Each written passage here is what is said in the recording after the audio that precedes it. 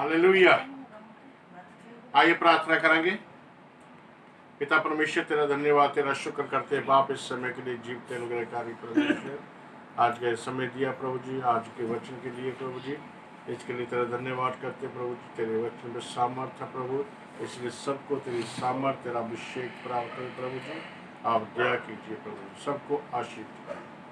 धन्यवाद के साथ सबको तेरे हाथ में सौंपते जो वचन सुने और उन पे तेरी आशीष तेरी बरकत। धन्यवाद के साथ बेनती प्रार्थना प्रभु यीशु मसीह का नाम लेकर मांगते हैं, आमीन। हालेलुया। सारे जय मसीह की। आइए प्रभु के वचन से देखते हैं। और पिछले दिनों में बता रहा था कि परमेश्वर हमें आशीष देनी चाहता है और कभी भी प्रभु हमें निराश नहीं करना चाहता और उसकी इच्छा है कि हम आशीष पाए। जल्दी से हम एक वचन देखेंगे, और दूसरा है ग्रंथियो, उसका 8 अध्याय उसका 9वां वचन। जल्दी से शाबाश पढ़ेंगे, 8 का 9।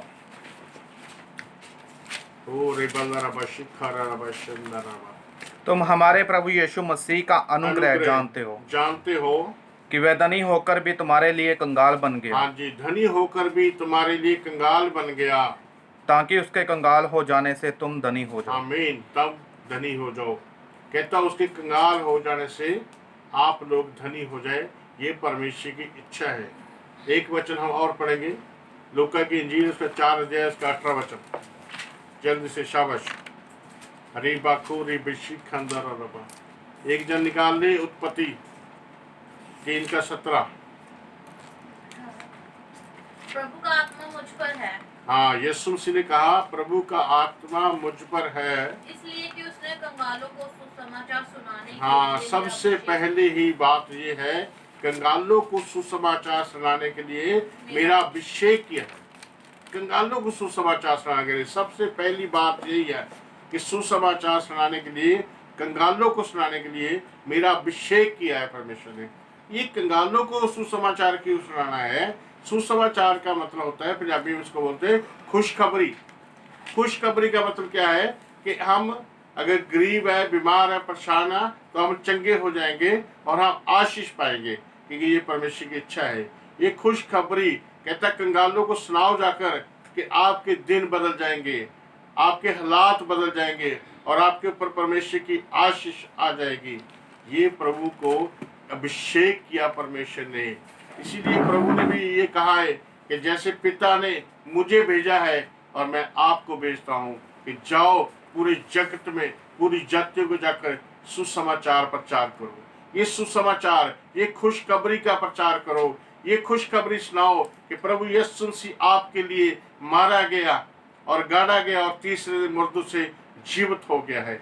ये खुशखबरी है और इसलिए ये कंगालों को खुशखबरी सुनाने के लिए कहता मेरा अभिषेक किया है।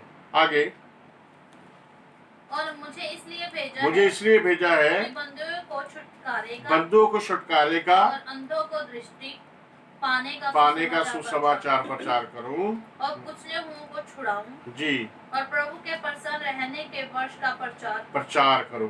कहता अंधों को किस लिए प्रचार करूं? ताकि वो देखने लग जाए और देखने लगे बहुत से लोग।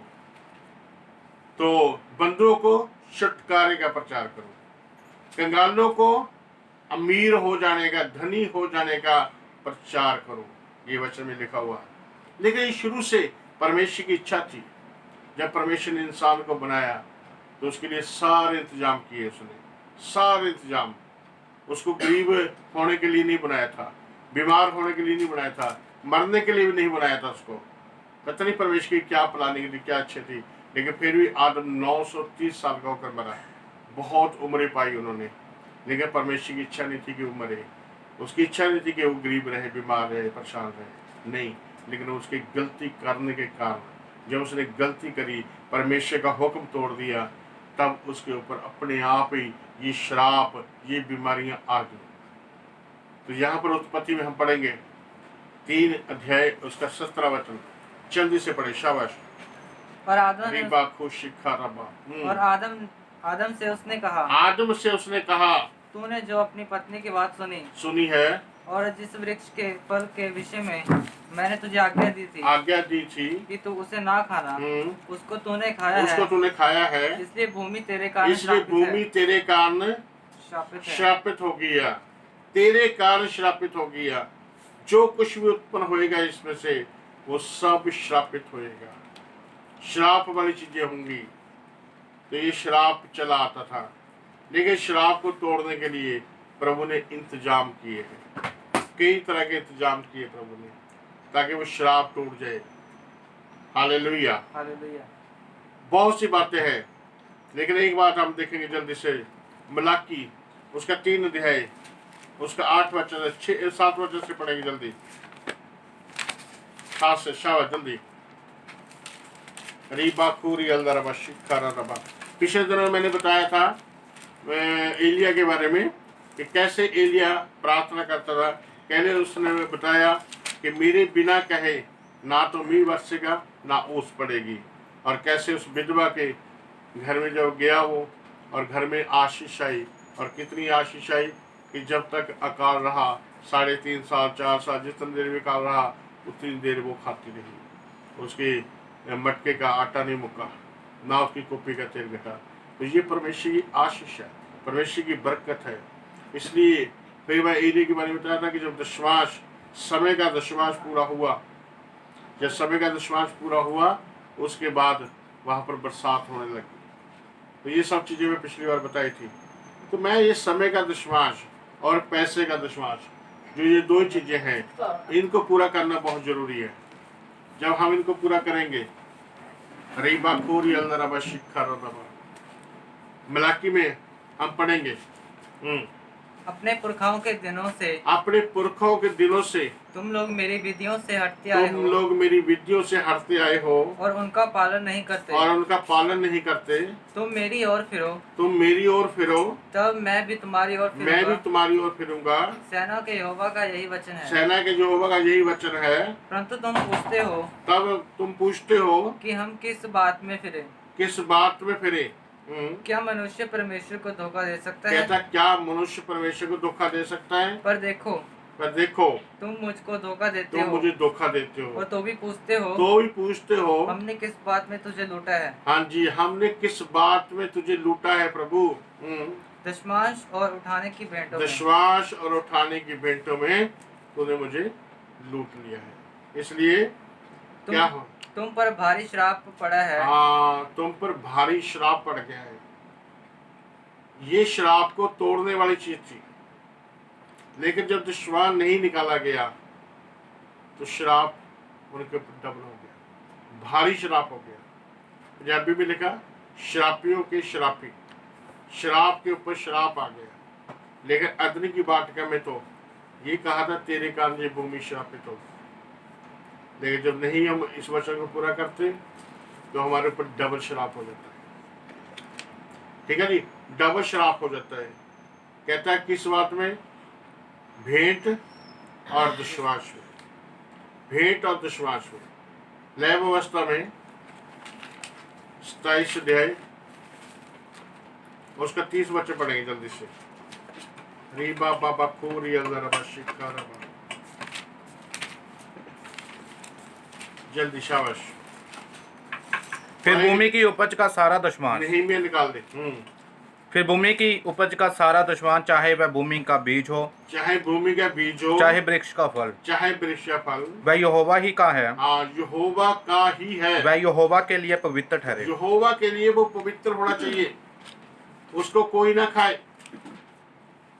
वो पवित्र होना चाहिए। जब वो पवित्र होगा तो परमेश्वर की आशीष आपके ऊपर आ जाएगी। क्यों आ जाएगी आशीष? इसलिए आ जाएगी क्योंकि एक वचन और पढ़ देते इसके साथ में।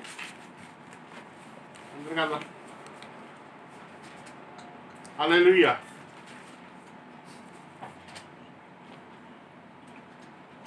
ठीक है, पढ़ो। केड़ा बच्चा? नहमीया कितना? नहमीया 10 उसका 37 और 38।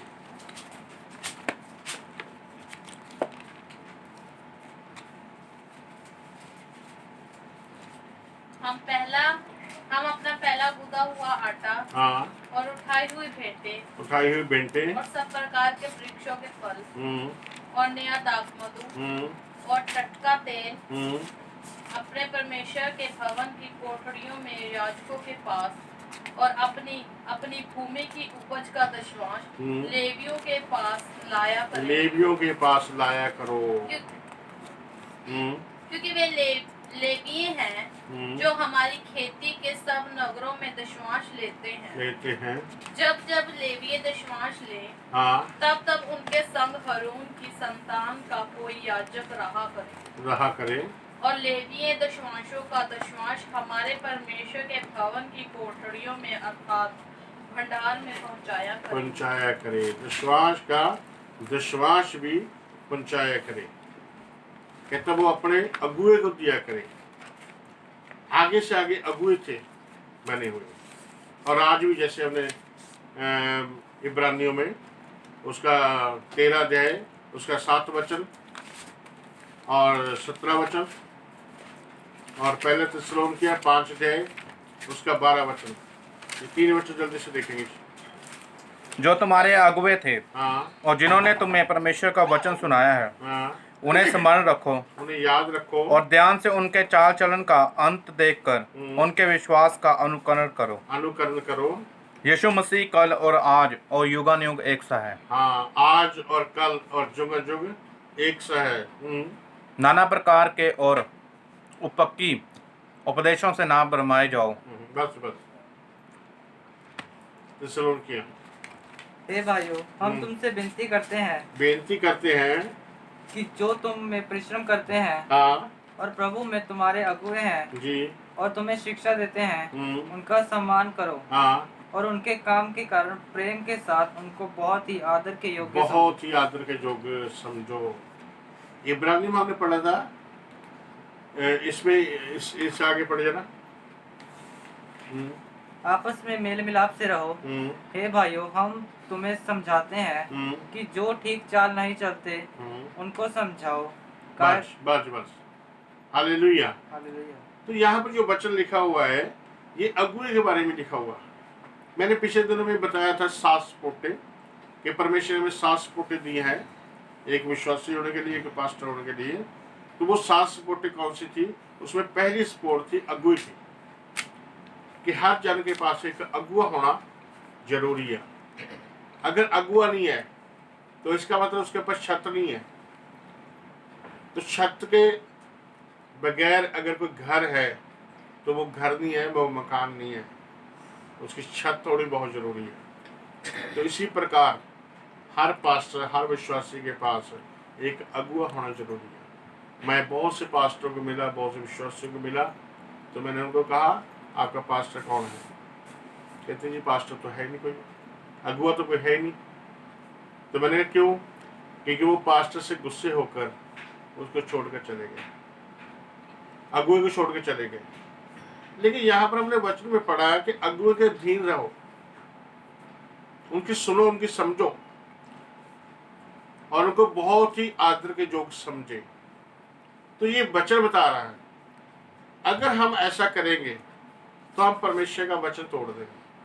अगर परमेश्वर का वचन तोड़ देंगे तो हमारे ऊपर आशीष नहीं आ सकती। इसलिए बहुत से पास्टर भी चलो कई बार गलती करते हैं, तो उनको भी दुआ करने की जरूरत है, और ताकि हर जन के पास और उसकी मदद करें और उसको संभालें। हालेलुया। अरे बाकुरा बशंदा।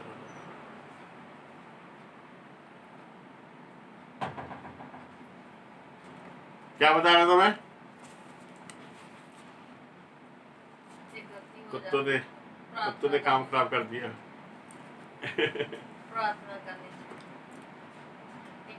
प्रार्थना करनी चाहिए।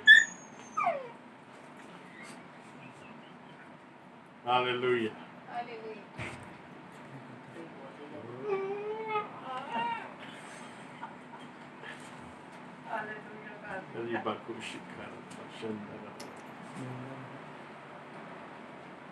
ठीक है, एक वचन और देखते हैं। आज कुत्ते डिस्टर्ब कर रहे हैं हमारे,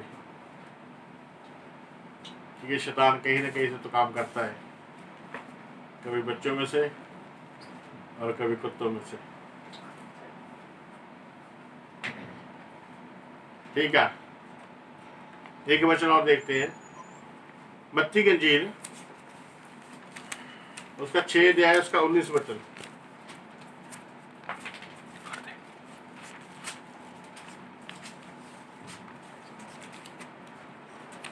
जल्दी से। अपने लिए पृथ्वी पर धन इकट्ठा ना करो, जहाँ कीड़ा और काई बिगाड़ते हैं, हाँ। और जहाँ चोर सेल लगाते और चुराते हैं, परंतु अपने लिए स्वर्ग में धन इकट्ठा करो, जहाँ ना तो कीड़ा और ना काई बिगाड़ते हैं, और जहाँ चोर ना सेल लगाता और ना चुराते हैं। हाँ जी, क्योंकि जहाँ तेरा धन है वहाँ तेरा मन भी लगा रहेगा। वहाँ तेरा मन भी लगा रहेगा। जहाँ तेरा धन है वहाँ तेरा मन भी लगा रहेगा। तो ये यीशु मसीह ने खुद कहा है इस बात को, और एक प्रभु ने वचन और कहा है 22 का 20 मत्ती। मैं इसलिए बता रहा हूँ आपको कि यीशु मसीह ने खुद इन वचन को कहा है। उसने उनसे पूछा, यह मूर्ति और नाम किसका है? 21 से पढ़े जाना, 19 से। यीशु ने उनकी दुष्टता जानकर कहा, हे कपटियों, मुझे क्यों परखते हो? कर का सिक्का मुझे दिखाओ। कर का सिक्का मुझे दिखाओ। तब वे उसके पास एक दिनार ले आए। हाँ। उसने उनसे पूछा, यह मूर्ति और नाम किसका है? ये मूर्ति और ये नाम किसका है? उन्होंने उससे कहा, कैसर का। कैसर का। तब उसने उनसे कहा, जो कैसर का है वह कैसर को दो जी, और जो परमेश्वर का है वह परमेश्वर को दो। हाँ बिल्कुल, जो परमेश्वर का है वो परमेश्वर को दो। तो उनमें से किसी की ये हिम्मत नहीं थी कि परमेश्वर का कौन सा है, क्योंकि लूका की इंजील 18 अध्याय उसका 10 वचन पढ़ेंगे, वहां पर भी यीशु मसीह उदाहरण दे रहा है, 2 मनुष्य के बारे में बता रहा है प्रभु यीशु मसीह कि 2 मनुष्य मंदिर में प्रार्थना करने के लिए गए। हाँ। एक फरीसी था और दूसरा चुंगी लेने वाला। एक फरीसी था, दूसरा चुंगी लेने वाला था। फरीसी खड़ा होकर अपने मन में यूं प्रार्थना करने लगा कि हे परमेश्वर, मैं तेरा धन्यवाद करता हूँ कि मैं और मनुष्यों के नाई अंधेर करने वाला नहीं, हाँ। न्यायी और व्यभिचारी नहीं हूँ, और ना इस चुंगी लेने वाले के समान हूँ। मैं सप्ताह में 2 बार उपवास करता हूँ। मैं हफ्ता में 2 बार उपवास करता हूँ। और अपनी सब कमाई का 10वां अंश भी देता हूँ। अपनी सारी कमाई का 10वां भी देता हूँ। परंतु चुंगी लेने वाले ने दूर खड़े होकर स्वर्ग की ओर देखकर आंखें उठाया भी ना चाहा। प्रभु यीशु ने ये नहीं कहा कि वो 10वां देता था, वो झूठ बोलता था, जो उपवास नहीं रखता था, नहीं, वो करता था सब कुछ, लेकिन उसमें मैं थी कि मैं कर रहा हूँ। वो चुंगी लेने वाले को नीचे दिखा रहा था। तो अगर हम ऐसा कर रहे हैं, 10वां दे रहे हैं, तो हमें दूसरों को नीचे दिखाने की जरूरत नहीं है, क्योंकि परमेश्वर खुशी से देने वाले से प्रेम करता है। 2 कुरिन्थियों 9 अध्याय उसके 6 वचन में लिखा हुआ है, जल्दी से शाबाश पढ़े। परंतु बात तो यह है कि जो थोड़ा बोता है, हाँ, वह थोड़ा काटेगा भी। जो थोड़ा बोता है वो थोड़ा काटेगा, और जो बहुत बोता है वह बहुत काटेगा। हाँ, जो बहुत बोता है वो बहुत काटेगा। हर एक जन जैसा मन में ठाने वैसा ही दान करे। हाँ, जैसा मन में ठाने वैसा ही दान करे। कई बार क्या होता है कि अगर हमने चर्च में बैठे हैं, हमारे अंदर से अगुवाई होती है कि आज हमने 100 रुपये डालना भेंट का, उसी समय शैतान उसको एकदम जलन हो जाती है इस बात से, वो एकदम आपके कान में आकर बोलेगा, नहीं 100 नहीं डालना, आपने 50 डाल दो, कोई बात नहीं, 50 उस काम के लिए रख लो। क्योंकि ये मैंने अपनी जिंदगी में देखा है इस बात को। जब मैं दुश्मन निकालता हूँ ना, तो शैतान कई बार कई काम याद कराता है, लेकिन मैं उसको डांटता हूँ, पीछे पहले दुश्मन दूंगा, काम होते रहेंगे। और आज तक वो काम खड़ा नहीं है, कोई रुका नहीं काम, चाहे राशन का बिल हो, चाहे बिजली का बिल हो, कोई भी हो काम, कोई भी कैसी भी जरूरत हो, वो जरूरत कभी ऐसा नहीं होगा कि पूरी नहीं हुई। लेकिन सबसे पहले मैंने दुश्मन दिया, और 92 से लेकर आज तक खुदा ने मुझे इस बात में वफादार रखा है। और बहुत से लोग क्या करते हैं, कहते जैसे मन में ठाना वैसे दान करें। वो क्या करते हैं, उनको पता है दशवान देना है, उनका मान लो दशवान 500 में बनता है, तो शैतान उनसे 200 में दशवान देता है। कहता 200 दे दो कोई बात नहीं, 300 रख लो कोई बात नहीं, दशवान 200 बहुत है। लेकिन जो 300 रख लेंगे ना, और 300 का वो जब तक 1000 रुपया 1000 रुपया डॉक्टर के पास या कोई और काम के ऊपर खर्च ना करा देगा तो आपको नहीं छोड़ेगा। आप इस बात को याद रखें कि यूब के बारे में शैतान सीधे ही परमेश्वर के सामने ये बात कर रहा है कि वो ऐसे धन्यवाद नहीं कर रहा, तो उसे बहुत आशीष दी है इसलिए धन्यवाद करता है। तो शैतान हमेशा हमारे खिलाफ में बात करता है, तो हमें वचन से बाहर लेकर जाना चाहता है।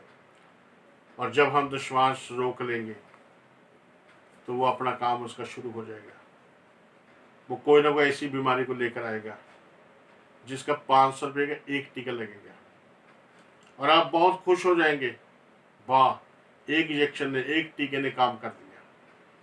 पर टीका लगा क्यों, इस बात के ऊपर ध्यान नहीं करेंगे, और एक टीका और लग जाएगा। विश्वास तो 300 रुपये का खाया आपने, प्रभु को तो 300 रुपये खाया, लेकिन शैतान 1000 रुपये ले गया, क्योंकि वो बहुत चालाक है, दुष्ट। इसलिए हमें सावधान रहना है। और कई बार ऐसा होता है कि हम इसलिए दशवान नहीं देते कि हमारा पास्टर हमें मिलने के लिए नहीं आता जी, हमारे लिए दुआ नहीं करता जी वो, इसलिए हम दशवान नहीं देते। तो मैं ये कहना चाहता हूँ आपको, एक वचन हम देखेंगे मत्ती उत्पत्ति की किताब, उसका 14 अध्याय, उसका 18 से लेकर 20 तक जरा पढ़े वचन को, जल्दी से पढ़े, शाबाश। तब शालेम का राजा मलकीसिदक जो परम प्रधान ईश्वर का याजक था, हाँ जी, परम प्रधान ईश्वर का याजक था, रोटी और दाखमधु ले आया। हाँ जी, रोटी और दाखमधु ले आया। उसने अब्राहम को यह आशीर्वाद दिया कि परम प्रधान ईश्वर की ओर से, हाँ, जो आकाश और पृथ्वी का अधिकारी है, तू धन्य हो। तू धन्य है, और धन्य है परम प्रधान ईश्वर जिसने तेरे द्रोहियों को तेरे वश में कर दिया है। तब अब्राहम ने उसको सब का दशवान दिया। हाँ, इब्राहिम ने सब चीजों का दशवान दिया, क्योंकि ये कहानी क्या थी, ऐसी थी कि सदोम और मोरा के ऊपर हमला किया कुछ राजों ने, और उसको सबको जो उनका धन था, जितने उनके खजाने थे, उनको लूटकर और उनकी प्रजा को लेकर बंदुआई में वो चले गए, और लूत को भी ले गए साथ में। तो इब्राहिम को किसी ने बताया कि तेरे भतीजे लूत को भी ले गए और सब कुछ लूट कर ले गए। तो उसके बाद 318 बंदे थे, 318 बंदों को तैयार किया था युद्ध के लिए। वो 318 बंदों को लेकर चले गए इतनी फौज के पीछे, लेकिन खुदा की शक्ति उसके साथ थी, तो वो सबको मारकर, जो लोग थे फौज, उन सबको नाश करके उन सबको बंदुआई से छुड़ा कर लाया, और जितना धन था उस सबको भी वापस लेकर आया। तो उस समय ये मलकीसिदक उसको मिला, और उसने आशीष दी कि धन्य वो परमेश्वर, तेरे विद्रोही को तेरे वश में कर दिया। तो इसलिए उसने जितना धन था उसके पास, उस सब का दशवास उसने मलकीसिदक को दिया। जब दशवान दिया, थोड़े टाइम के बाद ही राजा आया, सदोम और मोरा का राजा। सदोम का राजा ने आकर कहा, लोगों को तो मुझे दे दे और सारे धन को तू रख ले, लेकिन उसने रखा नहीं। उसने कहा, राजा अगर मैं तेरा धन रख लूंगा ना, तो कल को तू ही मेरे को कहेगा कि इब्राहिम मेरे कारण धनी हो गया है, इसलिए मैं जुत्ती का बंधन भी इसमें से नहीं लूंगा। हाँ, जो लोगों ने खा लिया है लड़कों ने, वो और जो विश्वास मैंने दिया वो अलग है, ठीक है। तो ये कई बार लोग सोचते हैं कि ये तो बात जो विश्वास की है, जैसे लय व्यवस्था में पढ़ा हमने, और व्यवस्था वर्ण में है, और काफी जगह पे है विश्वास के बारे में लिखा हुआ। तो कई लोग सोचते हैं ये तो व्यवस्था में लिखा हुआ, तो व्यवस्था मूसा के द्वारा आई, कहते हैं ये व्यवस्था में लिखा कि दशवान देना है और देना चाहिए। तो नए नियम में भी बहुत से वचन हैं कि दशमांश देना चाहिए। जैसे हमने पढ़ा कि प्रभु ने कहा जो परमेश्वर का वो परमेश्वर को दो। परमेश्वर का क्या है? लय व्यवस्था में साफ लिखा हुआ कि जो दशमांश है वो किसका है? प्रभु का है। और उसके लिए क्या करे? वो पवित्र ठहरना चाहिए। उसको कोई छुए ना, कोई खाए ना।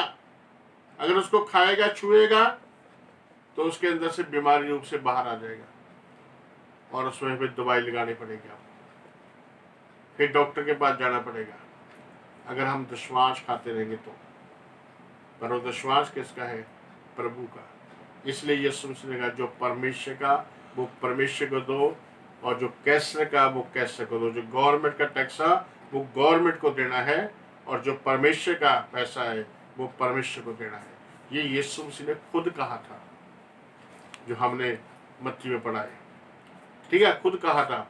तो यहाँ पर जो बात करते लोग कि जो व्यवस्था में कहा गया है, पर मैं आप उनको बताना चाहता हूँ लोगों को कि व्यवस्था मूसा के द्वारा आई, लेकिन इब्राहिम ने जो दशमांश दिया उस समय व्यवस्था नहीं थी, उसके पास कोई लिखत नहीं थी। जैसे हमारे पास एक बाइबल की लिखत है कि हम पढ़ रहे हैं इसको, इब्राहिम के पास ऐसा कुछ नहीं था, लेकिन फिर भी उसने दशमांश निकाला और दिया दशमांश। तो वो किस लिए दिया, क्यों दिया, किसने उसकी अगुवाई की? पवित्र आत्मा ने उसकी अगुवाई की। पवित्र आत्मा ने कहा कि तू दशमांश दे, और उसने दशमांश दिया। उसके बाद एक बच्चे पढ़ेंगे मत्ती की इंजील, उसका 28 अध्याय, उसका 20 से लेकर 22 तक अपने पाठ में पढ़ लेना। जब यकूब अपने पिता के घर को छोड़कर अपने मामा के घर में जा रहा था, तो उसने भी एक मन्नत मांगी कि जो कुछ भी परमेश्वर तू मुझे देगा मैं उसका दशमांश अवश्य निकाला करूंगा। और यकूब के ऊपर भी बहुत बड़ी आशीष है। तो ये व्यवस्था से पहले थे। तो किसने अगुवाई की इनकी? किसने बताया इनको? और फिर ये मलकीसिदक कौन था जिसको दशमांश दिया गया? इब्रानियों 7 अध्याय पढ़ेंगे जल्दी से। कौन था ये? रिबाखूरी अंदर अवश्य खारा रबा। हाँ जी, 7 का 1 जल्दी से, शाबाश। ये मलकीसिदक शालेम का राजा, ये मलकीसिदक शलेम का राजा और परम प्रधान परमेश्वर का याजक। हाँ जी, परम प्रधान परमेश्वर का याजक था। सर्वदा याजक बना रहता है। सर्वदा याजक बना रहता है। जब इब्राहिम राजाओं को मारकर राजाओं को मारकर लौटा जाता था, हाँ जी, तो इसी ने उससे भेंट करके उसे आशीष दी। इसी को इब्राहिम ने सब वस्तुओं का 10वां अंश भी दिया। हाँ, सारी वस्तुओं का 10वां दिया। ये पहले अपने नाम के अर्थ के अनुसार धर्म का राजा। हाँ जी, अपने नाम के अर्थ के अनुसार धर्म का राजा। और फिर शालेम अर्थात शांति का राजा। शलेम और शांति का राजा, जिसका ना पिता ना माता ना वंशावली है, जिसके दिनों का ना आदि है और न जीवन का अंत है। जी, इब्राहिम के समय में मलकीसिदक का जिक्र आया। उसके बाद कहीं पर भी बाइबल में पीछे या आगे मलकीसिदक का जिक्र नहीं आया, लेकिन इब्रानियों के लिखने वाले ने इस बात को लिखा इब्रानियों में, ये बताने के लिए कि वो मलकीसिदक था कौन, शांति का राजा कौन है, धर्म का राजा कौन है। हाँ जी, पूरा करो। परंतु परमेश्वर के पुत्र के स्वरूप ठहरकर वह सदा के लिए याजक बना रहता है। ये यीशु मसीह था, ये प्रभु यीशु था, जिसको मलकीसिदक बनकर इब्राहिम से दशमांश प्राप्त किया। ये यीशु मसीह था। आज मैं अगर दशमांश दे रहा हूं ना, तो मैं किसी अगुए को, किसी पास्टर को नहीं दे रहा हूं। मैं किसको दे रहा हूं? यीशु मसीह को। जो मेरा अगुआ है ना, वो बंगलौर में बैठा है। अगर मैं मिलने के लिए जाऊं तो मेरा 3000 रुपये लग जाएगा सिर्फ मिलने का। तो हम जो मिलते हैं ना, 6 साल 7 साल हो जाते हैं मिलने का। लेकिन मैं ऑनलाइन जैसे अकाउंट में डालता हूँ तो मैं सारा दशवांश जो भी मेरे को प्रभु देता है उसका दशवांश का दशवांश निकाल कर मैं अपने अगुओं को भेजता हूँ। क्योंकि मैंने 92 में मैंने उसको अगुआ नियुक्त किया था पवित्र आत्मा के द्वारा। क्योंकि बहुत से पास्टर यहाँ भी थे और उस जगह भी मिलते थे, लेकिन मेरे बहुत से सवाल होते थे जिनका जवाब वो नहीं दे पाए। क्योंकि मैंने शिव पुराण महाभारत वगैरह सब कुछ पढ़ा, बहुत मूर्ति पूजा की, बहुत कुछ किया, लेकिन मेरे पास बहुत सवाल होते थे, लेकिन वो मैंने जवाब नहीं दे पाए। लेकिन जब मैं बेंगलोर ट्रेनिंग में गया रैकोटा तो उस समय मुझे सारे सवालों के जवाब मिल गए। और जब जवाब मिल गए तो मैंने उसको देखा भाई को, और कितना वो प्रभु में चल रहे हैं और कितनी दीनता है, कितना सब कुछ है और कितना ज्ञान है। तो फिर प्रभु ने, पवित्र आत्मा ने मेरे को कहा कि इसको अगुआ नियुक्त करना। क्योंकि अगुआ भी ऐसा होना चाहिए जिसको वचन का ज्ञान हो। अगर उसको वचन का ज्ञान नहीं है तो अगुआ आपके लिए फायदेमंद नहीं हो सकता। क्योंकि ऐसा अगुआ नियुक्त करे। अगर किसी के पास अगुआ नहीं है तो मैं आपसे बेनती करूंगा कि आप अगुआ ऐसा नियुक्त करें और पवित्र आत्मा की अगुवाई के द्वारा नियुक्त करें, प्रार्थना करें और प्रार्थना कर कर पूछे प्रभु से, और ऐसा अगुआ नियुक्त करें अपने लिए जो बहुत ज्यादा ज्ञान रखता हो वचन का। क्योंकि वचन में लिखा अधूरे ज्ञान से एक दूसरे को मत सिखाओ, पूरा ज्ञान होना चाहिए। उस अगुए को नियुक्त करो। और मैं फिर बताऊंगा कि अगुआ होना बहुत जरूरी है, क्योंकि आपका विश्वास उस अगुए के पास जाना जरूरी है। उस अगुए के पास जब आपका विश्वास जाएगा तो वो अगुआ आपके लिए प्रार्थना करेगा। जब वो आपके लिए प्रार्थना करेगा तो आपको आशीष पक्का मिलेगी। और मुझे 92 से लेकर उसके बाद ही सब आशीषें मिली है। और क्योंकि उस दिन से मैं कभी विश्वास नहीं खाया। जो भी प्रभु मुझे देता है मैं सबसे पहले विश्वास निकालता हूँ, उसके बाद उसे इस्तेमाल करता हूँ। चाहे मैं सेवा में इस्तेमाल करूँ, चाहे मैं तेल डराऊँ कार में, मोटरसाइकिल में, लेकिन मैं उसका विश्वास निकाल कर फिर तेल डालते हैं। अपने पास जो पैसा, जो 90 रुपये मेरे पास बच जाते हैं, मैं उससे तेल डालता हूँ, विश्वास से नहीं। विश्वास मेरे अगुए का असर। और घर में कई लोग आते हैं पास्टर प्रार्थना करने के लिए, बच्चे भी सुनाते कई बार, लेकिन मैं उनको विश्वास नहीं देता। मैं अपनी जेब से उनको भेंट देता हूँ, और भेंट चाहे विश्वास से ज़्यादा भी हो जाए। अगर मेरे को 1000 रुपये किसी ने दिया तो उसका विश्वास 100 रुपये बनता है। अगर कोई पास्टर आ गया मेरे घर में प्रार्थना करने के लिए तो मैं उसको 200 रुपये देता हूँ। तो वो कहाँ से देता हूँ? मैं अपनी जेब से। और अपनी जेब से देना चाहिए। और जो विश्वास है वो पूरा पूरा आपके अगुए के पास जाना चाहिए। और मैंने कई बार ऐसे भी सुना है कि जी हाँ जी विश्वास तो निकाला था, मैंने कभी दे दिया था अपने अगुए को।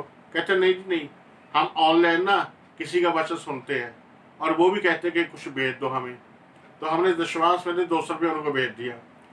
और किसी का वचन सुना 200 रुपये उनको भेज दिया, और बाकी बचा था 400 रुपये, 300 रुपये, 500 रुपया, वो हमने अपने अगुओं को दे दिया। लेकिन ये गलत बात है, ये रॉन्ग है। अगर उनको देना है दूसरों को तो अपनी जेब से दे, भेंट दे सकते हैं, लेकिन जो पूरा विश्वास है वो आपके अगुए का है। जी मैं पास्टरों को भी बोलना चाहता हूँ कि विश्वास जरूर निकाला करो, तब आपको कलीसिया से मांगना नहीं पड़ेगा। वो कलीसिया अपने आप ही विश्वास देगी। जितनी मेरे पास कलीसिया है वो सब अपने आप विश्वास निकालते हैं, एक दो को छोड़कर। उनको कहने की जरूरत नहीं पड़ती। क्यों नहीं कहने की जरूरत पड़ती? क्योंकि मैं दे रहा हूं। क्योंकि वचन में लिखा है जैसा बोओगे वैसा ही काटोगे। और बहुत से पास्टरों को मैं जानता हूं, बहुत से पास्टरों में मिला हूं जो विश्वास नहीं निकालते। उनको पूछे विश्वास क्या करते? बस सेवा में खर्च कर देते। मैंने कहा अगुआ है नहीं, तो उनकी जरूरतें भी पूरी नहीं होती। पर इसलिए जो विश्वास है वो अगुए का है। जैसे हमने बच्चों में पढ़ा कि विश्वास का विश्वास निकाल कर उस पास्टर को, उस जज को दिया करो। और एक वचन और पढ़ देते गिनती की किताब मैं गुजरात में एक बार गया, बहुत लोग थे वहां पर, तो 35 पास्टर मेरे पीछे बैठे थे कुर्सियों पे। तो उन पास्टरों की यही मांग थी कि मैं ऐसा प्रचार करूं ताकि वो सब लोग विश्वास देना शुरू करें। गिनती उसका 18 अध्याय उसका 25-26।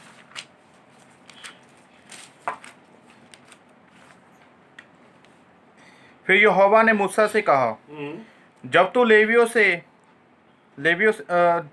से कह कि जब जब तुम इसराइलियों के हाथ से वह दशवांश लो जिसे यहोवा तुमको तुम्हारा निज भाग करके उनसे दिलाता है। यस, एक मिनट, निज भाग कर उनसे दिलाता है। इसराइलियों से दिलाएगा। कौन दिलाएगा? परमेश्वर। आपको विश्वास कौन दिलाएगा? परमेश्वर दिलाएगा। वो कब दिलाएगा? जब आप दोगे तब दिलाएगा। जब आप ही देंगे तो परमेश्वर आपको क्यों दिलाएगा? आपके पास एक अगुआ होना चाहिए, और ऐसा अगुआ जो वचन का ज्ञान रखता हो पवित्र आत्मा के द्वारा। अगर पास्टर है आपके पास तो धन्यवाद, उस पास्टर का आदर करें और सारा विश्वास जो भी आपका बनता है उस पास्टर को वफादारी से दें, ताकि आप विश्वास में मजबूत रहेंगे। मैं 2 चीजों के ऊपर बहुत जोर देता हूं हमेशा, समय का विश्वास और पैसे का विश्वास। और मैं खुदा का धन्यवाद करता हूं, मैं इन दोनों वचनों को अच्छे से पूरा करता हूं, प्रार्थना के लिए भी और विश्वास जो पैसे का है वो भी। समय का विश्वास और पैसे का विश्वास ये बहुत जरूरी है देना। जब इनको देंगे, जब समय का देंगे तो अभिषेक आपके ऊपर रहेगा। जब पैसे का देंगे तो आपकी जेबें फुल रहेंगी। कभी ऐसा नहीं होगा कि आपके घर में किसी चीज की कमी होगी। मैं 1991 में 28 अक्टूबर 1991 में नौकरी छोड़ी थी, और आज तक मेरी कोई तनख्वाह नहीं है, कोई सपोर्ट नहीं है। ये बात प्रभु जानता है, लेकिन खुदा का धन्यवाद कि सारी जरूरतें पूरी करता हूँ। आज तक कभी कमी नहीं आई, ना आएगी, क्योंकि खुदा को खुदा का देना है। जब हम खुदा को देंगे तो कमी नहीं आ सकती। यहाँ पे स्पेशल लिखा हुआ, कहता परमेश्वर इस्राएलियों के द्वारा आपको विश्वास दिलाएगा। इसी प्रकार कलीसिया से परमेश्वर आपको विश्वास दिलाएगा। पर मैं फिर कहना चाहता हूं, तब दिलाएगा जब आप दोगे। अगर आप नहीं दे तो नहीं दिलाएगा। तो मैं वहां पर, मेरे को यही कहा गया था कि ऐसा प्रचार करो कि लोग विश्वास दिया करें। मैंने कहा ठीक है, कोई बात नहीं। और वहां 500 के करीब लोग थे। जब मैंने उनको वैसे अनाउंस किया, मैंने कितने लोग हैं जो इस प्रभु के वचन को पूरा करते हैं, जैसे हमने मलाकी में पढ़ा था, कहते आप मुझे लूटते हो और फिर पूछते हो किस बात में लूटा है।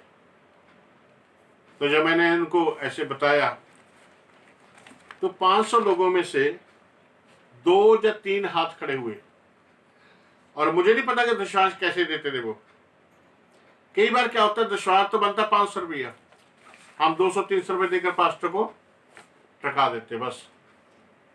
अब पास्टर ने नहीं बोलना है कि आपका दशवांश कितना बना कितना नहीं बना। ये तो खुदा देखता है और शैतान देखता है। ये शैतान देखता है ना, तो आपके जीवन में, क्योंकि आपने उसके लिए दरवाजा खोल दिया, ये गेट खोल दिया ना उसके लिए, तो वो कमी नहीं करेगा, फिर वो बर्बाद करने की कोशिश करता है। इसलिए इस बात को याद रखना हमेशा। दशवांश खाकर कोई सो जाए ना, ये बहुत मुश्किल है। तब जब मैंने उनको बताया, 3-4 हाथ खड़े हुए 500 लोगों में,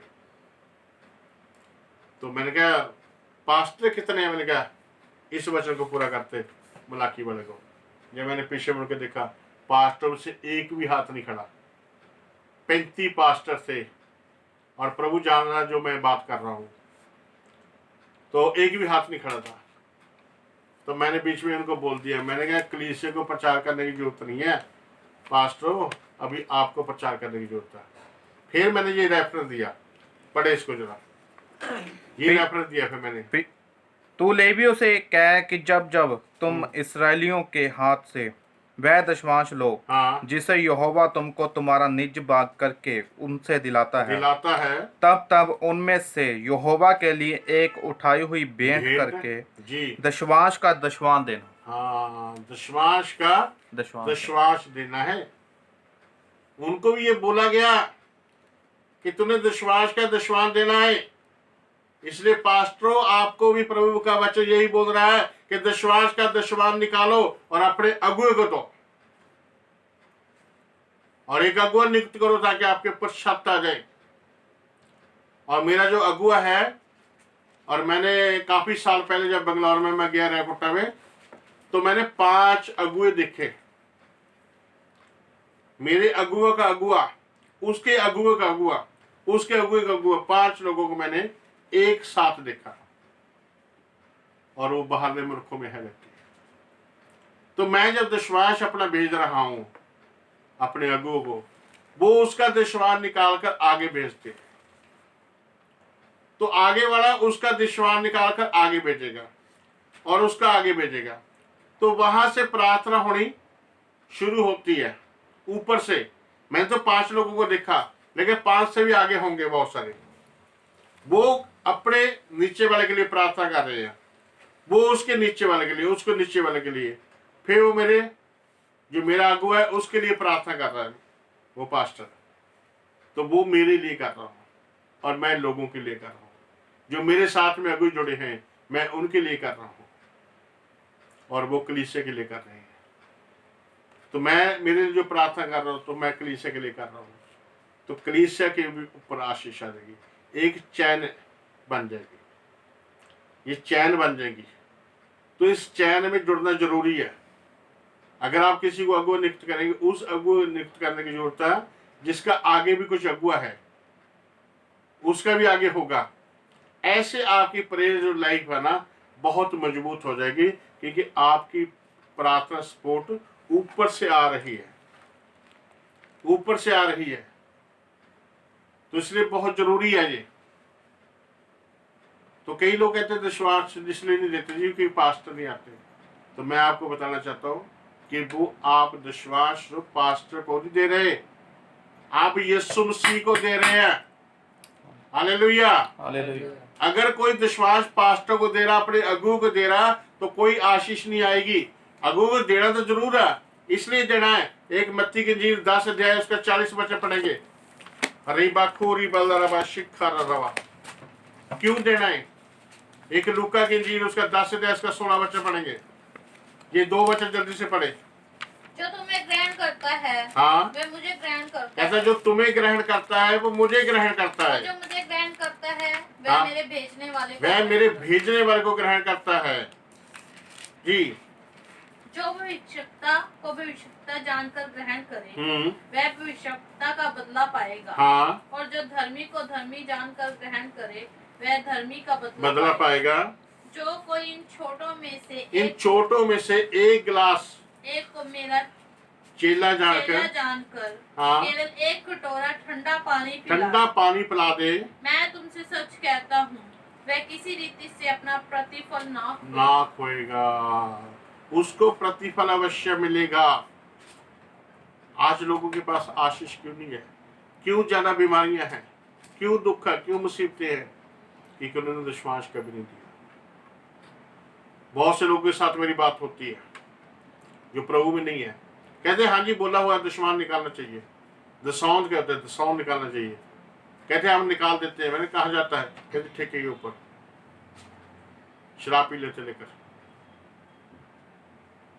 ठीक है, लेकिन वो गलत है।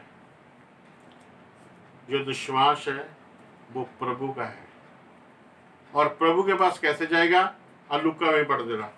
जो तुम्हारी सुनता है वह मेरी सुनता है। कहता जो तुम्हारी सुनता है वो मेरी सुनता है। और जो तुम्हें तुझ जानता है हाँ, वह मुझे तुझ जानता है। और जो मुझे तुझ जानता है वह मेरे भेजने वाले को तुझ जानता है। इसका मतलब क्या है? जो आपको देगा वो मुझे दे रहा है, और जो मुझे दे रहा है वो मेरे भेजने वाले को, परमेश्वर को दे रहा है। अगर आप विश्वास अपने अगुओं को देंगे तो इसका मतलब आप यीशु मसीह को दे रहे हैं। अगर यीशु मसीह को दे रहे हैं तो वो विश्वास पिता परमेश्वर के पास पहुंच रहा है और पिता परमेश्वर से आपको आशीष आएगी। लूका इसमें जैसे मैंने बताया कई बारी कि अगर मैं किसी को पूछूं कि आप परमेश्वर से कितना प्यार करते हैं, कौन लोग हैं जो परमेश्वर से प्यार करते हैं, सब लोग अपना हाथ खड़ा करेंगे। लेकिन प्रभु यीशु मसीह किसको कहते हैं कि मुझे प्यार करता है? यूहन्ना की इंजील उसका 14 का 21 पढ़े जल्दी से।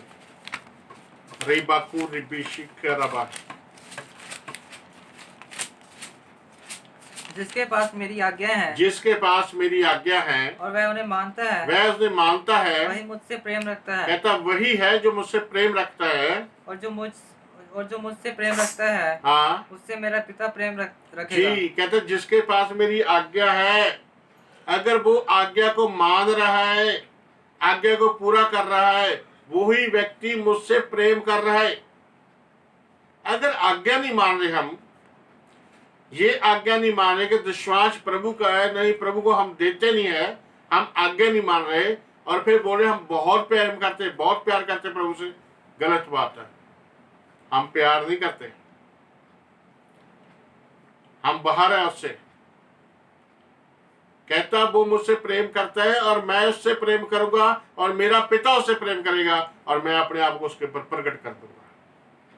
लेकिन कब करूंगा? जब वो मेरे वचन को मानेगा। तो जैसे हमने बताया, वचन में पढ़ा हमने, यीशु मसीह ने कहा कि जो परमेश्वर का है वो परमेश्वर को दो। किसने कहा ये? यीशु मसीह ने। क्या उसने ऐसे ही बोल दिया? नहीं। और किसी ने ये नहीं पूछा कि परमेश्वर का क्या है, क्योंकि सबको पता था कि जो विश्वास है ना वो परमेश्वर का है, वो प्रभु का है। इसलिए नहीं पूछा क्योंकि सबको पता था।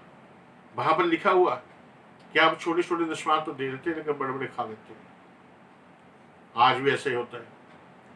अगर 200 का दशमांश निकालो तो 20 रुपए बनते हैं, दे देते हैं। 1000 का 100 रुपये बनता दे देते हैं। अगर 1 लाख का निकालना पड़े 10 रुपये तो मौत पड़ जाएगी, पीछे हट जाएंगे। एक बार एक उदाहरण देता हूं मैं आपको। एक फैक्ट्री का मालिक था, उसको घाटा पड़ता था, हमेशा घाटा पड़ता था, हर साल। और लाखों करोड़ों के कर्जे के नीचे आ गए। वो किसी पास्टर से मिला प्रेयर कराने के लिए।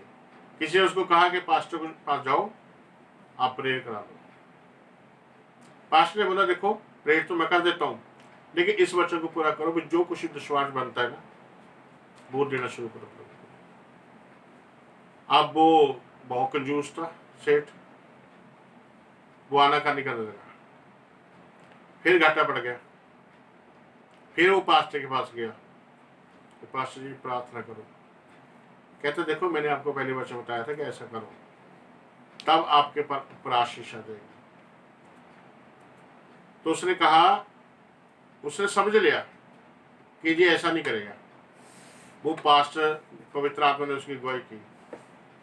उसने कहा सेठ जी सुनो एक बात, ये डिब्बा लो, इसमें हम ताला लगाएंगे और चाबी आपके पास रहेगी। जितना दशमांश बनता है इसमें डालते जाओ और 6 महीने का टाइम दे दो मेरे को।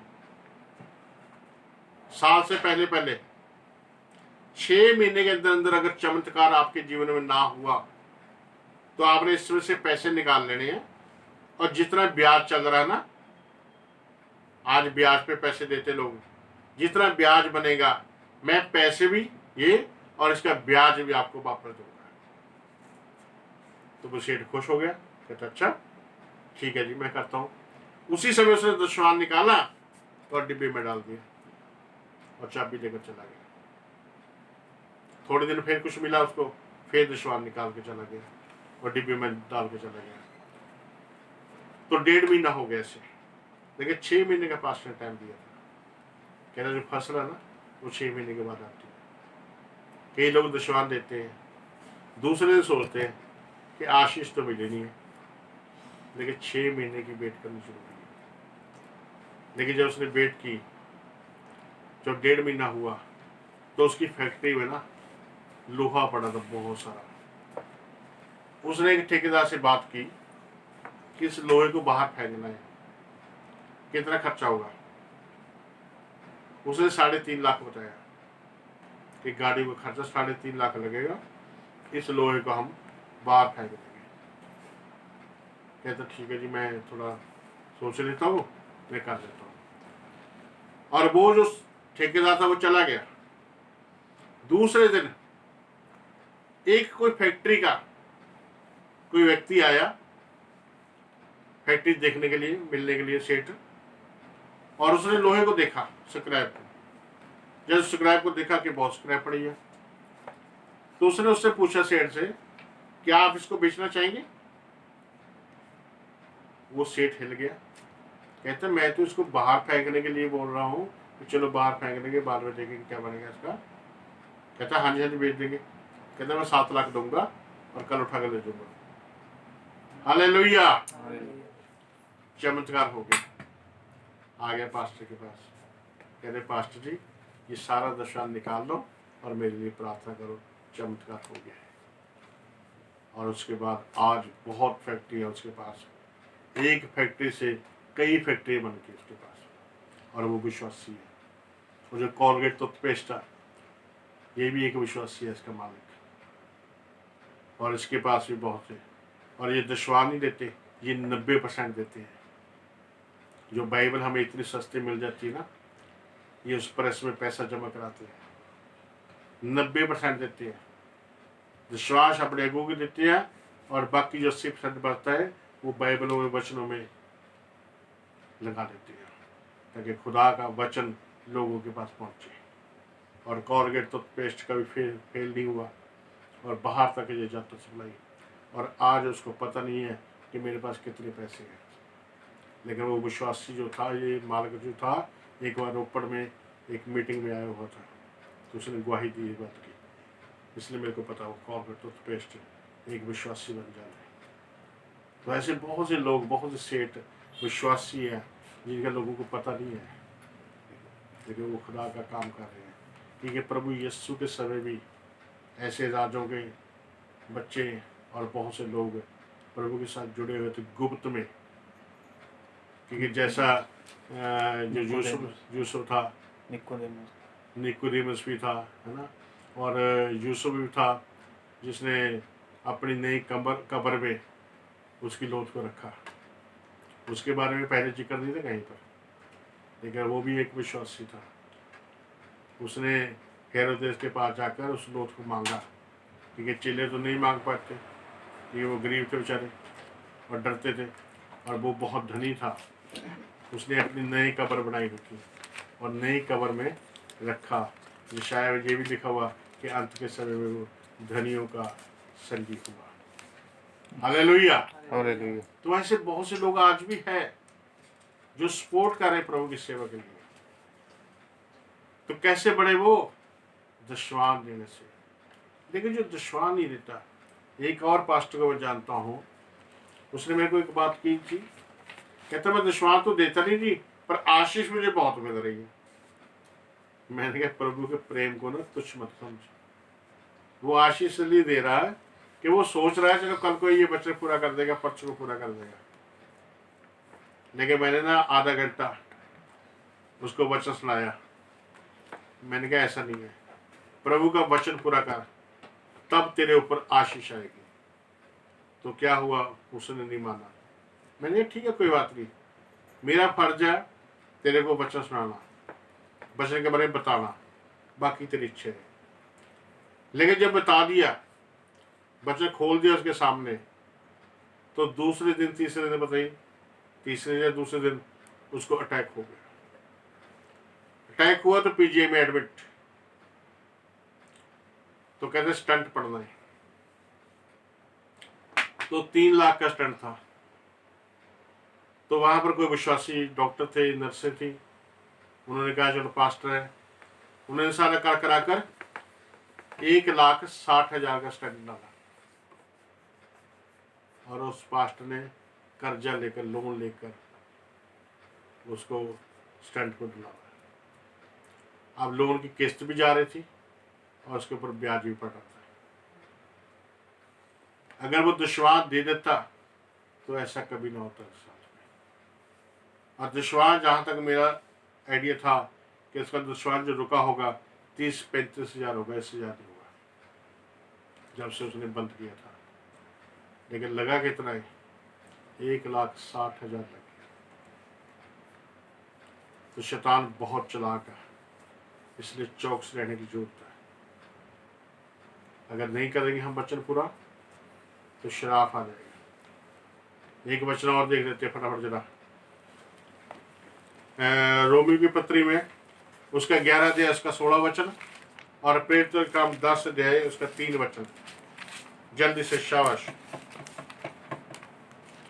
जब भेंट का पहला पेड़ा पवित्र ठहरा, कहता पहला पेड़ा भेंट का जब पवित्र हो गया है तो पूरा गुदा हुआ आटा भी पवित्र है। यस, जैसे हमने लैब अवस्था में पढ़ा, जो विश्वास है वो परमेश्वर का है, उसके लिए पवित्र ठहरे।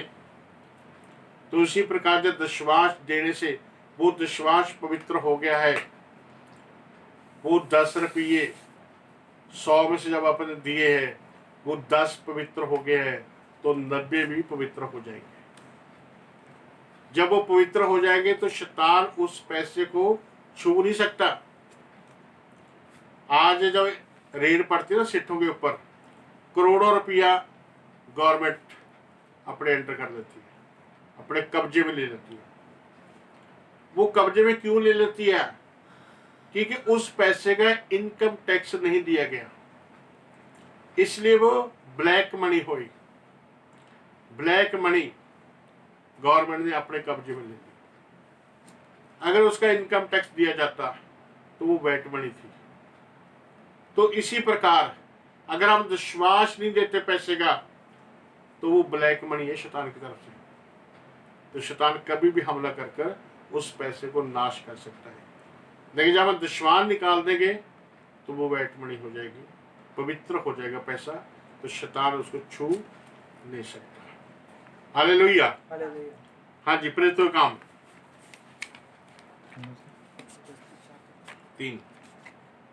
उसने दिन के तीसरे पहर के निकट हाँ, दर्शन में स्पष्ट रूप से तीसरे पहर के निकट जब वो प्रार्थना कर रहा था अपनी कोठरी में, कुरनेलियुस भी 3 बार प्रार्थना करता था दिन में। खाली के विश्वासी नहीं था, बपतिस्मा भी इसका होना है, पवित्र आत्मा भी मिलना है इसको, लेकिन विश्वास कर रहा था यीशु के ऊपर। जी, दर्शन में स्पष्ट रूप से देखा हाँ, कि परमेश्वर का एक दूत उसके पास भीतर आकर कहता है, हे कुरनेलियुस। हाँ, उसने उसे ध्यान से देखा हम्म, और डर कर कहा, हे प्रभु क्या है? हे प्रभु क्या है? उसने उससे कहा, तेरी प्रार्थनाएं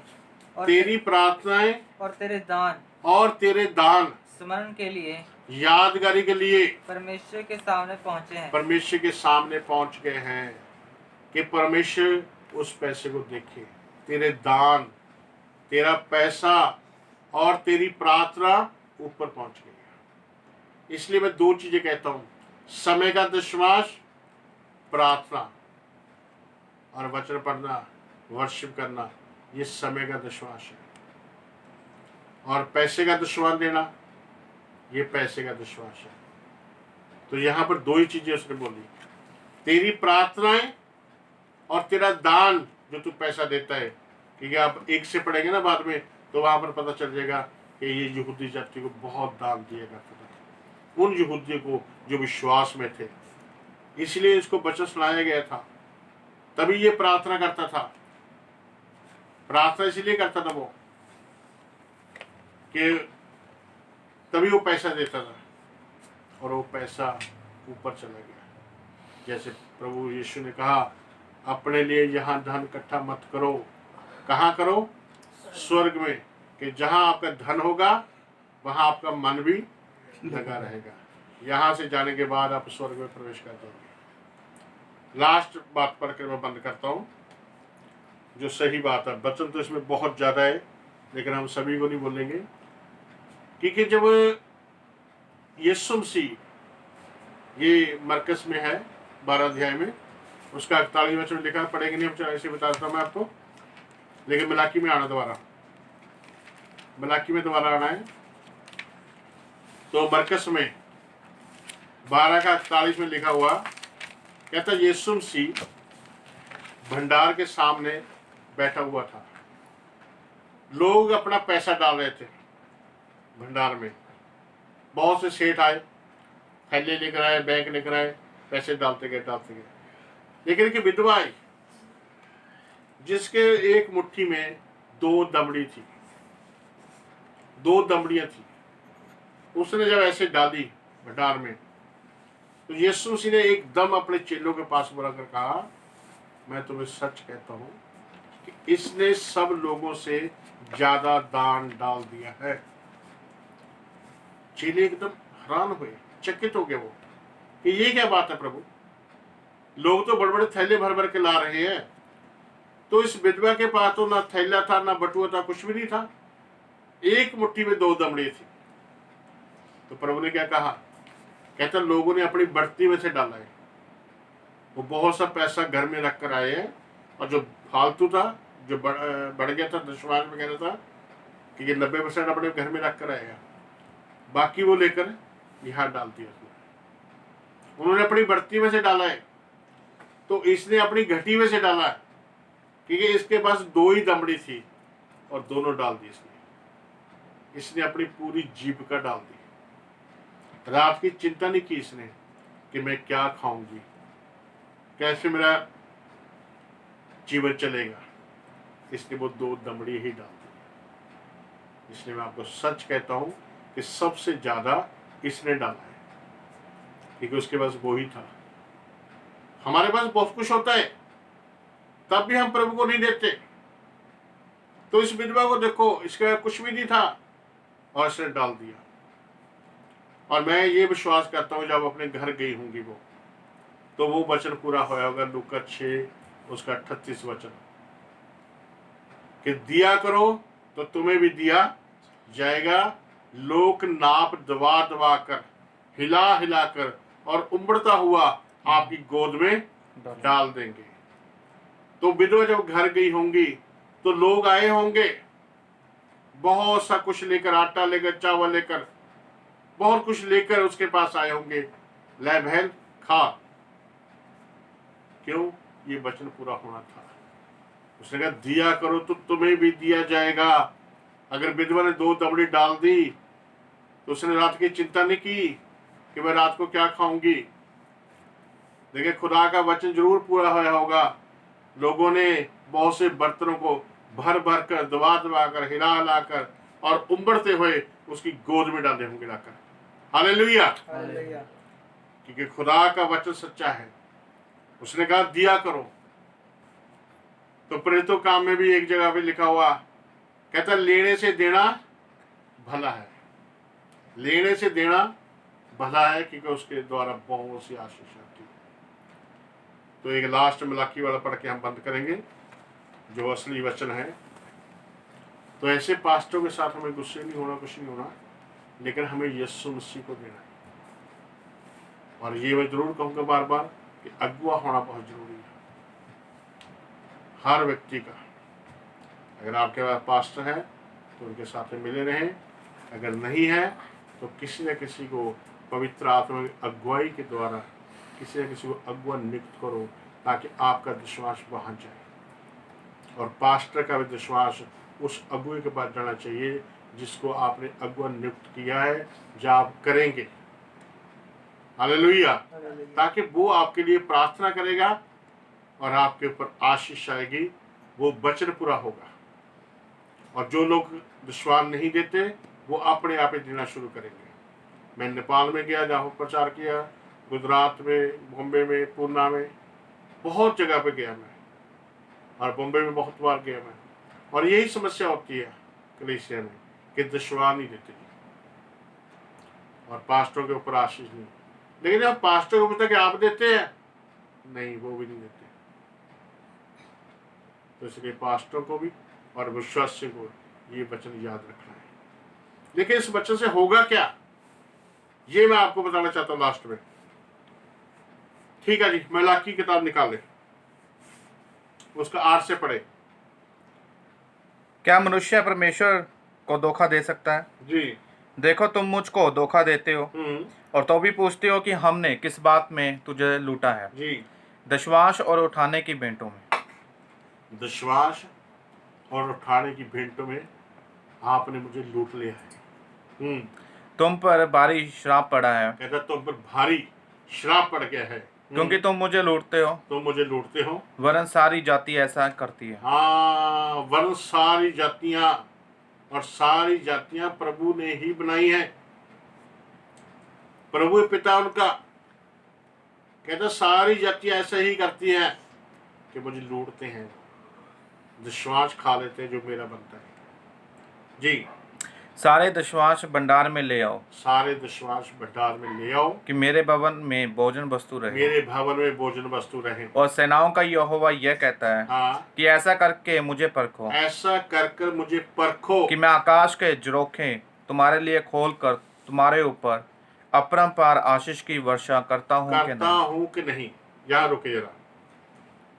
दशवांश देने से और भेंट देने से, दशवांश और भेंट, जैसे वहां पढ़ा था ना हमने क्रंथियों में लिखा हुआ है कि जैसा मन में ठाने वैसे ही दान करे।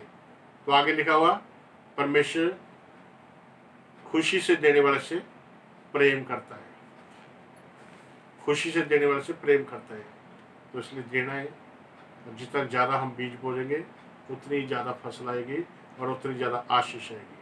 और एक चीज़ मैं आपको और बताता हूँ कि जब भी आपने विश्वास रखा हुआ ना, उसको जितनी जल्दी हो सके अपने अगुए के पास पहुँचाए, चाहे अकाउंट में डालें, चाहे उसको मिलकर दें, कैसे भी दें।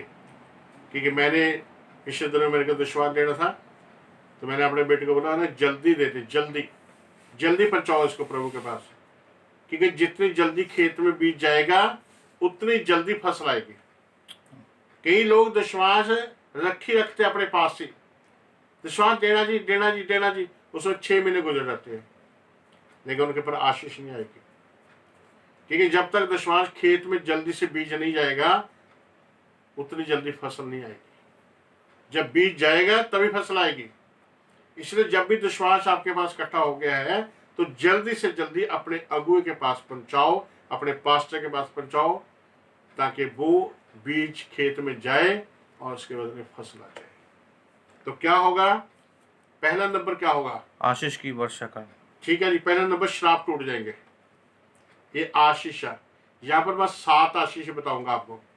दशवांश एक है, एक दशवांश देना है, और भेंट देनी जो भी आप दे सकते हैं वो 90 में से आप चाहे 5 दो चाहे 2 दो, कोई बात नहीं है। लेकिन दशवांश जो 10वां हिस्सा है, लेकिन भेंट में से आप कितनी भी दें, चाहे आप 90 में से 80 दे दें, चाहे 2 रुपये दे दें, ये आपकी इच्छा पर है। लेकिन जो दशवांश है वो 10वां हिस्सा है, 10 देने हैं उसमें, बाकी भेंट की कोई बात नहीं है। तो यहाँ पर जो भेंट और दशवांश निकाला है, तो कह रहा पहला नंबर तो श्राप टूट जाएगा। बीमारी का श्राप, गरीबी का श्राप, जो भी श्राप है वो श्राप टूटेगा पहले नंबर।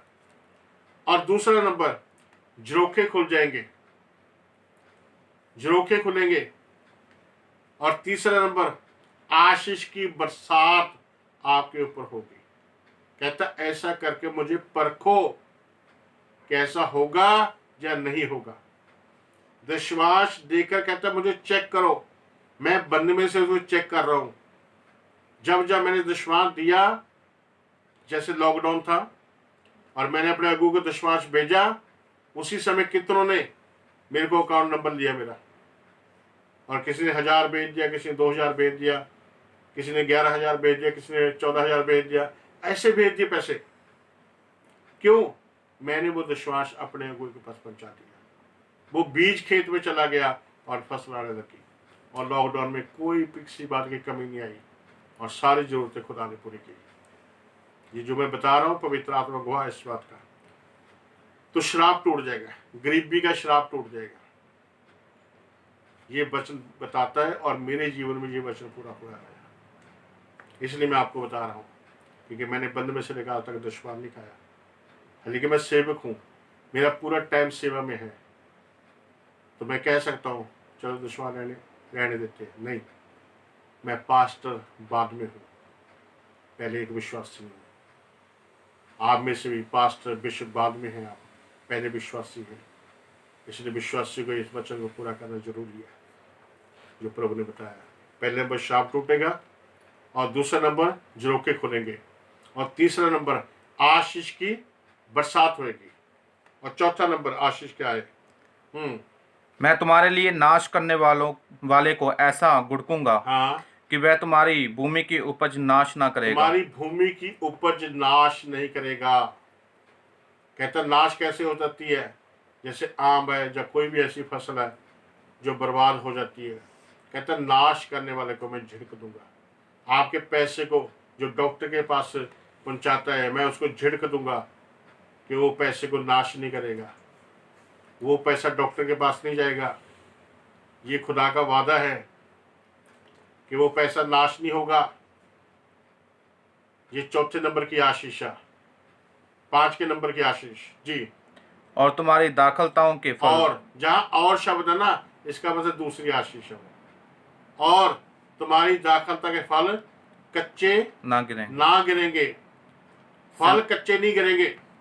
अगर फल कच्चे गिर जाते ना, जैसे आम गिर जाते हैं, तो आम का रेट जब गिरे है ना, वो 10 रुपये 15 रुपये होगा। लेकिन जब पक जाएगा उसका 20-30 रुपये रेट होगा। लेकिन वो फल कच्चे नहीं गिरेंगे। ये खुदा का वादा है। आपकी फसल कच्ची नहीं रहेगी। आपके ऊपर कभी घाटा नहीं होगा। ये खुदा का वादा है। ये 5वें नंबर की आशीष है कि आपके फल कच्चे नहीं गिरेंगे। और एक मैं और चीज बताना चाहता हूँ आपको, ये पेड़ के फल की बात भी कर रहा है और ये शरीर के फल की बात भी कर रहा है।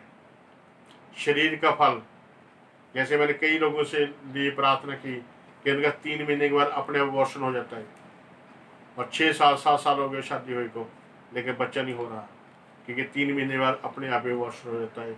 वो बच्चा गिर जाता है, वो कच्चा फल गिर जाता है। क्योंकि एक वचन में हम पढ़ेंगे नहीं, लेकिन आप लिख लेना, भजन में 127 का 3 में लिखा हुआ कि गर्भ का फल परमेश्वर की ओर से अनाम है। गर्भ का एक फल है जो परमेश्वर की ओर से अनाम है। तो ये फल कच्चा नहीं गिरेगा। और बहुत से परिवार देखे मैंने, वो दशवां नहीं देते, भेंट नहीं देते, कुछ नहीं देते, और प्रभु में है वो, तो उनके फल कच्चे गिर रहे हैं। लेकिन यहाँ पर आशीष है 5वें नंबर की कि उनके फल कच्चे नहीं गिरेंगे। लेकिन कब नहीं गिरेंगे? जब वो विश्वास और भेंट निकालेंगे, तब उनके पर आशीष और आशीष आएगी। और ये बात को लिख लेना, भविष्यवाणी है मेरे लिए, मैं आपके लिए कर रहा हूँ। ये भविष्यवाणी है, इसको लिख लेना। अगर आप इस विश्वास और भेंट और समय का विश्वास और पैसे का विश्वास जब देंगे, तो आपके ऊपर ये आशीष आएगी, पक्का आएगी। इस बात को नोट कर लेना, ये भविष्यवाणियां। हालेलुया। क्योंकि मैं नहीं कर रहा हूं, ये खुदा के वचन के अनुसार है। ये खुदा के वचन में लिखा हुआ कि मैं ऐसा करूंगा कि आपके फल कच्चे नहीं गिरेंगे। ये 5वें नंबर की आशीष है। 6वें नंबर की आशीष, तब सारी जातियां तुमको धन्य कहेंगी। हाँ, सब जातियां तुम लोगों को धन्य कहेंगी। वो वाह, आप कैसे बंदे भी। आप कहां पर जाते हैं प्रभु के पास? किस प्रभु को मानते हैं आप? इतनी आशीष आपके ऊपर कहां से आई? मेरा जीवन जब मैं प्रभु में नहीं था, हम एक नया साइकिल नहीं ले सकते थे। हम साइकिल जब लेते तो पुराने लेते थे, नया नहीं लेते थे। मैं नौकरी करता, सब कुछ होता था, बहुत पैसा आता था, सब कुछ होता था, लेकिन नया साइकिल नहीं ले सकते थे। और प्रभु का धन्यवाद कि आज 2 मोटरसाइकिल है और 2 एक्टिवा है हमारे पास, और एक कार दी प्रभु ने, और 2 AC लगे हुए हैं। सब खुदा की आशीष है। लेकिन ये आशीष कहाँ से आई, कैसे आई? ये वचन पूरा हुआ। हालेलुया। क्योंकि बंधुओं से लेकर आज तक मैं इस वचन को पूरा करता रहा। तो सब लोग कहते हैं, सब लोग आपको धन्य कहेंगे। ये 6वीं आशीष है। 7वीं आशीष, तुम्हारा देश मनोहर देश होगा। तुम्हारा देश मनोहर देश होगा। मनोहर का मतलब खुशी वाला देश होगा। सेनाओं के यहोवा का यही वचन। सेना के यहोवा का यही वचन है। ये खुदा का वचन है, खुदा के मुख से निकला हुआ वचन है। ये किसी मनुष्य ने नहीं कहा। जो भविष्यवाणी मैंने की है, इस वचन के अनुसार की है। कि आपके ऊपर ये आशीष आएगी, पक्का आशीष आएगी। ऐसा नहीं होगा कि आशीष नहीं आएगी, क्योंकि ये खुदा के मुंह से निकले हुए वचन है। कहता आपका देश मनोहर देश हो जाएगा, आपका घर, आपका जीवन, आपका परिवार एक खुशी वाला परिवार हो जाएगा। हालेलुया। प्रभु हमें इस वचन पे, सब बातों पे आशीष दे। आइए प्रार्थना करेंगे। प्यारे पिता, तेरा धन्यवाद, तेरा शुक्र करते बाप, इस समय के लिए जीवते अनुग्रहकारी परमेश्वर, आपने समय दिया प्रभु जी। आज के वचन के लिए, सब बातों के लिए तेरा धन्यवाद करते हैं और तेरा शुक्र करते प्रभु। जितने तेरे वचन सुनाए उनके ऊपर तेरी आशीष, तेरी बरकतों, और जो सुनेंगे आने वाले समय में उनके परिवारों के ऊपर ये सातों आशीष आए और तेरा वचन पूरा हो प्रभु, और तेरी आशीष हो। उनको भी सामर्थ्य दे ताकि वो तेरे वचन को पूरा करे प्रभु। धन्यवाद के साथ बेनती प्रार्थना प्रभु यीशु मसीह का नाम लेकर मांगते हैं, आमीन।